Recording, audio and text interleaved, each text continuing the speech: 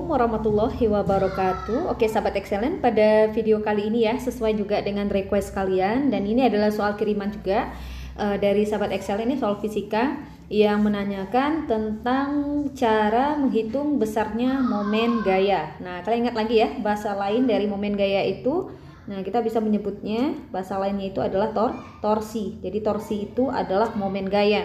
Jadi momen gaya atau torsi itu adalah gaya yang menyebabkan gitu ya, gaya yang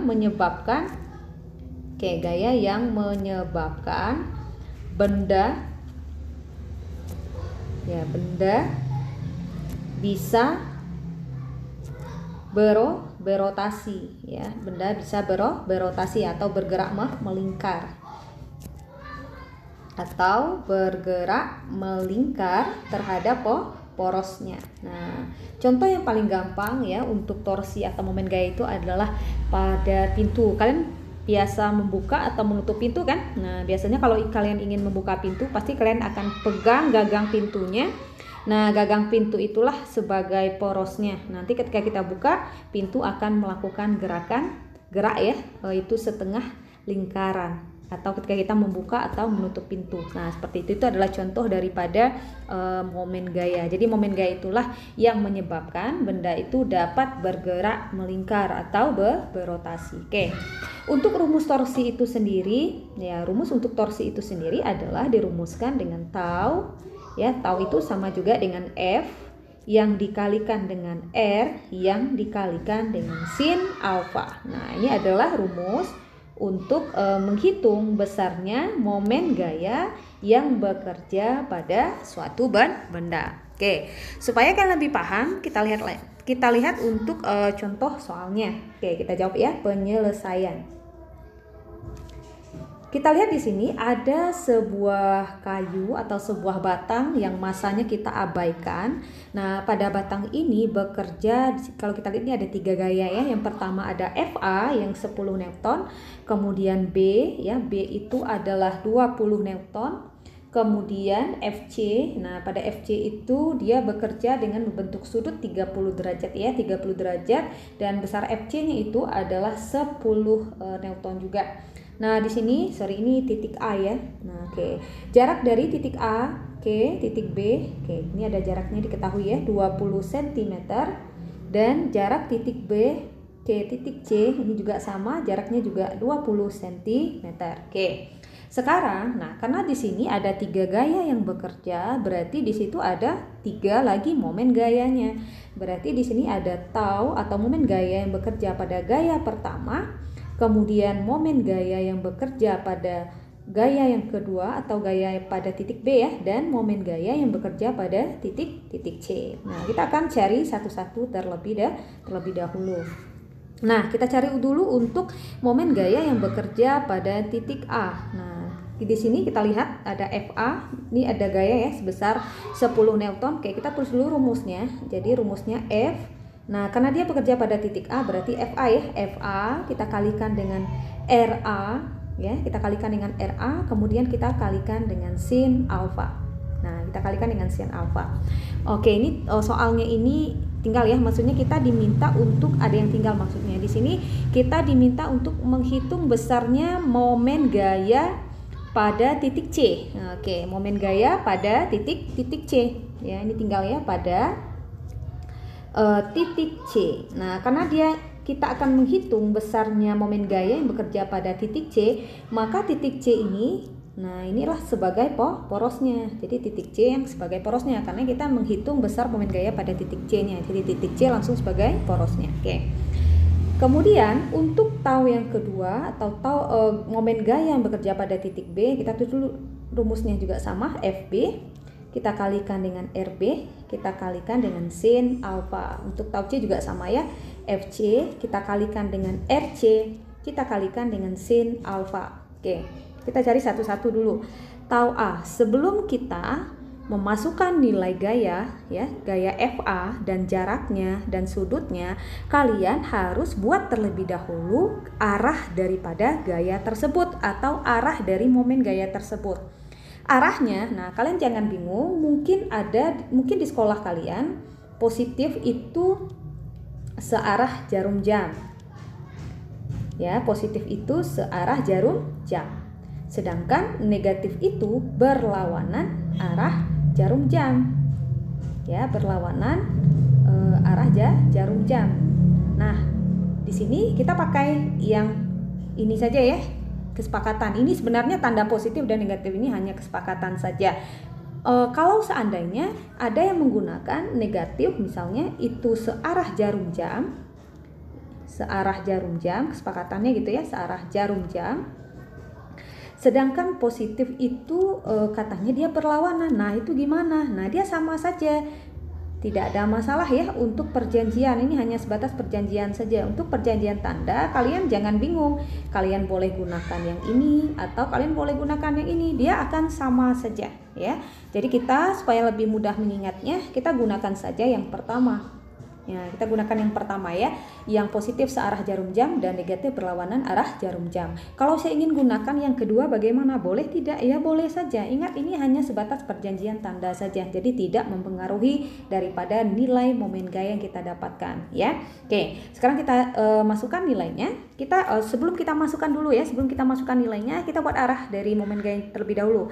Pada titik A bekerja gaya FA sebesar 10 Newton. Nah, arahkanlah FA itu ke porosnya ya. Kita arahkan ke porosnya. Porosnya siapa tadi?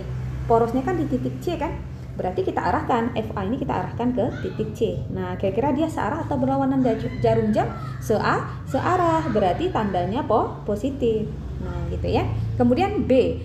B itu kita arahkan lagi ke porosnya. Karena B ini posisinya di bawah ya. Kita arahkan ke porosnya, ke titik C kita arahkan. Nah, kira-kira berlawanankah atau searah jarum jam? Berlawanan, berarti momen gaya yang bekerja pada titik B itu bertanda negatif. Nah, pada poros, pada titik C gitu ya. Nah, kita sebenarnya pada titik C itu kita tulis saja arahnya positif. Kalau negatif gimana? Ya boleh juga sih sebenarnya ya. Oke, kita tulis positif saja ya.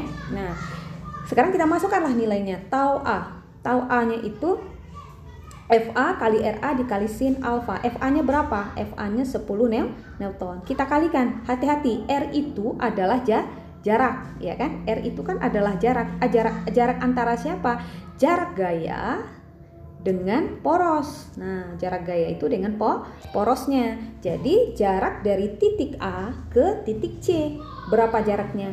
20 tambah 20 berarti 40 cm kan? Karena dia 40 cm, kita harus ganti jadi meter. Jadi 40 kita bagi 100 dulu supaya dia jadi meter. 40 kalau kita bagi 100 itu berapa? 0,4 meter. Oke, satuannya tidak usah kita tulis. Kita kalikan dengan sin. Nah, karena dia tegak lurus di sini, maka dia membentuk sudut 90 ya kan? Sudut 90 derajat. Nah, maka kalau kita selesaikan, maka kita dapatkan, kita dapatkan 10, ini boleh kita kali dulu ya, 10 dikali 0,4 itu kan hasilnya adalah 4. Sin 90 itu kan adalah 1, maka 4 kali 1 adalah 4. Nah, terkadang gitu ya, terkadang untuk gaya yang tegak lurus seperti ini, orang jarang menuliskan sudutnya. Jadi kalian boleh tidak menuliskan sudutnya, karena sin 90 itu kan hasilnya juga 1 gitu ya. Nah, ini sengaja saya tuliskan supaya kalian paham dulu konsepnya. Jadi kalau seandainya dia membentuk sudut 90, kalian boleh tidak tuliskan untuk sin alfanya. Jadi bisa langsung FA kalikan dengan RA saja. Mungkin ada di beberapa buku gitu ya, yang langsung menuliskan FA dikalikan dengan RA tanpa mengalihkan sin ya. Kenapa? Karena kita tahu sin 90 itu kan hasilnya 1. Nah, kira-kira seperti itu ya. Jadi boleh dituliskan, boleh tidak. Oke, untuk tau B juga sama. Kalian perhatikan dia juga tegak lurus kan terhadap batangnya. Nah, karena dia tegak lurus berarti sudutnya juga 90. Kalau sudutnya 90, kalian boleh tidak tuh tuliskan nilai sinnya. Karena sin 90 tadi berapa? 1. Nah, boleh seperti ini. Terus kita masukkan FB-nya berapa? FB-nya 20. Terus RB, hati-hati. RB itu jarak antara siapa? Jarak antara titik B terhadap poros. Berapa jarak B terhadap C? 20 cm. Ingat ini baru cm. Kalau kita rubah jadi meter bagi 100, 0,2 meter, berarti 0,2. Oke, kita tinggal kalikan 20 kali 0,2, hasilnya itu adalah berapa? Iya, hasilnya juga 4. Sama ya, hasilnya 4. Oke, sekarang kita lihat di titik C. Nah, perhatikan. Untuk titik C ini, untuk titik C kalian, tadi kan kita pilih tandanya positif ya. Kalaupun saya pilih negatif boleh tidak, karena dia poros, jadi terserah pemilihan tandanya positif negatif itu tidak masalah ya. Nah, jadi FC-nya berapa? Gaya yang bekerja pada titik C itu adalah 10. Sedangkan RC, nah RC ini artinya apa? Jarak C, titik C terhadap porosnya. Karena porosnya C, berarti kan jarak titik C terhadap titik C itu sendiri, ya kan? Jaraknya berapa? Ya jaraknya sudah pasti 0, tidak ada jarak. Maka 10 kalau kita kali 0 kan hasilnya adalah 0. Nah, makanya kalau di buku ya, di beberapa buku itu kalau dia yang sebagai porosnya ya sebenarnya kita tidak usah cari. Kenapa? Karena hasilnya sudah pasti 0. Nah, gitu. Jadi untuk menghemat waktu. Tapi di sini saya sengaja tuliskan supaya kalian paham konsepnya dulu. Nanti kalian kalau sudah tahu konsepnya, kalian bisa langsung ya. Jadi kalau dia sebagai porosnya, kita bisa tuliskan, bisa tidak. Nah, setelah kita dapatkan nilai taunya tadi, kita jumlahkan karena di sini banyak sekali gaya. Ada 3 ya, bukan banyak, 3 gaya yang bekerja di situ. Nah, setelah sampai pada tahap ini, kita baru menghitung jumlah tau totalnya. Nah, jumlah tau totalnya sudah pasti tau A gitu ya. Kita tambahkan dengan tau B.